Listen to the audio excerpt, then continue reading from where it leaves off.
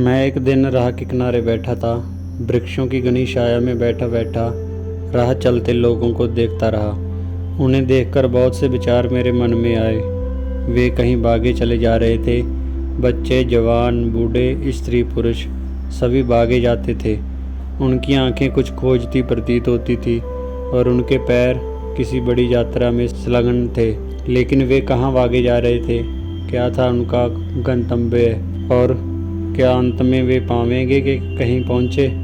और यही विचार तुम्हें देखकर भी मेरे मन में उठता है। और उस विचार के साथ ही साथ मैं एक गहरी पीड़ा से भी भर जाता हूँ, क्योंकि मैं जानता हूँ कि तुम कहीं भी नहीं पहुँचोगे। इसलिए क्या तुम्हारा मन और तुम्हारे चरण परमात्मा के विरोध में चल रहे हैं? जीवन में कहीं पहुँचने का राज है परमात्मा की दिशा में चलना। उसके अतिरिक्त कोई भी दिशा, कोई भी मार्ग कहीं नहीं पहुँचता। परमात्मा की दिशा में बहो, उसके विपरीत तैर कर मनुष्य केवल स्वयं को तोड़ता है और नष्ट करता है। मनुष्य का भय क्या है? उसकी चिंता क्या है? उसका दुख क्या है? उसकी मृत्यु क्या है? मैंने देखा, परमात्मा के विरोध में तैरने की अहंग चेष्टा से ही ये सब रुग्णताएँ पैदा होती हैं।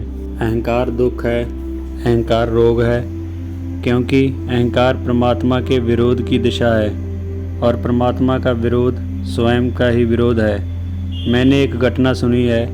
एक छोटे से वायुयान का चालक 150 मील प्रति घंटा की चाल से उड़ा जा रहा था। अचानक उसने पाया कि वह एक भयंकर आंधी की धारा में पड़ गया है। अंधड़ बहुत तूफानी था। संभवतः वह भी 150 मील प्रति घंटा की गति से ही यान की विरोधी दिशा में भागा जा रहा था।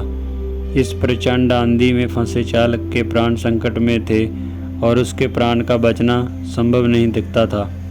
आश्चर्य तो यह था कि यान के सभी यंत्र यथावत कार्य कर रहे थे और इंजन शोर कर रहे थे, लेकिन यान एक भी इंच आगे नहीं बढ़ रहा था। बाद में उस चालक ने कहा, कितना विचित्र अनुभव था यह, 150 मील प्रति घंटा की गति से भागते हुए एक भी इंच आगे ना बढ़ पाना। कितनी गति से मैं जा रहा था और फिर भी कहीं नहीं जा रहा था। क्या ऐसा ही जीवन में भी नहीं होता है?